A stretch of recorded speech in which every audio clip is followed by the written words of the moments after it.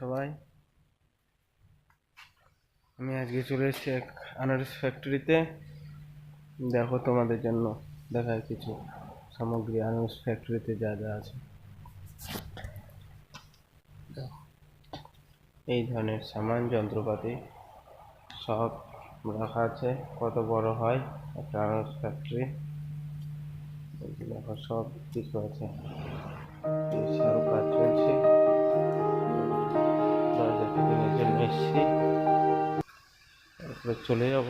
Hello, I am Kaiser Alam Reza. আপনারা দেখছেন আনারস ফ্যাক্টরির ভিডিও।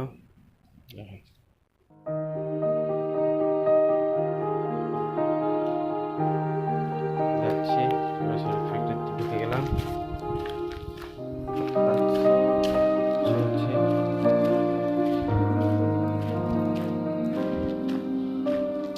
ফ্যাক্টরির ভিতরে কাজ।